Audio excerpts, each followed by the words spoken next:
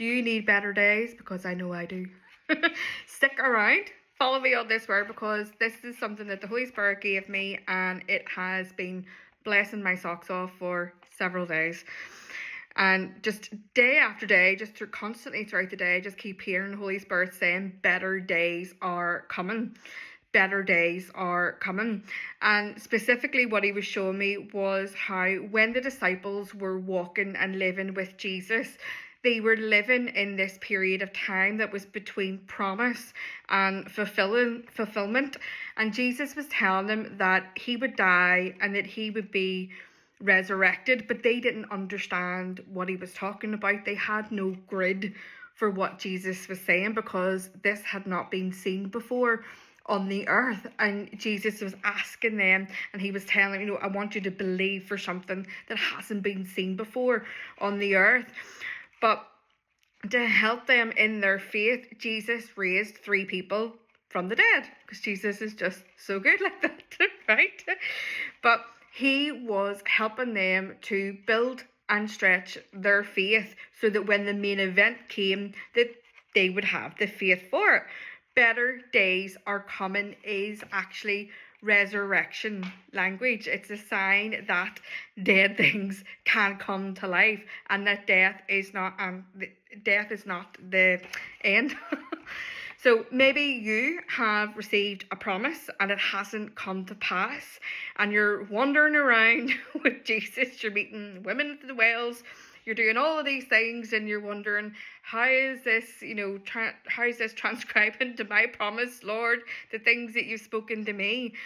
But Jesus is saying to you, better days are coming, and that everything that you're doing right now in your space of time between promise and fulfillment is preparing you and stretching your faith so that when the main event comes, that you're going to believe it and you're going to receive it in his holy name, and it will all be for his glory. So instead of giving you a date for your promise, instead you might have watched other people walk into theirs. We know what that's like, right? Jesus is building your faith to receive. Have you grumbled? Have you complained and moaned? Have you stomped your feet? Have you had a hissy fit? Jesus raises more people from the dead, okay? So you see, even though you don't fully understand the entirety of the promise that God has given you over your life, or the things that have been spoken, Jesus does, and he has gone ahead of you, and he is helping you to see that death is not the end, that whatever looks like it is finished is actually something that's being positioned for the glory of God. The disciples stood in the worst possible moment of their lives. Their hope was crucified, their future was shattered, and their promise was completely contradicted, right? Everything was over, or so it looked. But Jesus had gone ahead of them already in this moment. Jesus knew that this was going to happen. Jesus knew that a crisis of faith could come in this exact moment. But he showed them resurrection power. He showed them the proof that death could be reversed, and he built a framework for their faith that they didn't even realize it was coming.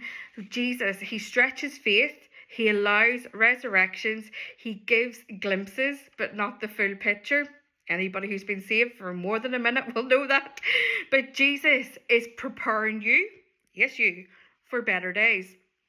If today feels like I believe, but help my unbelief, or I don't see it yet, but I know you said something, I know you promised me something, Lord, don't panic, because you're in good company. There's plenty of others that have gone before you that have been in the same place. Just know this, the better days are coming for you. The resurrection is coming, and always comes after the tomb. So if it looks like that your promises are dead and buried, get ready, because resurrection is coming. And with that, the better days. See you later.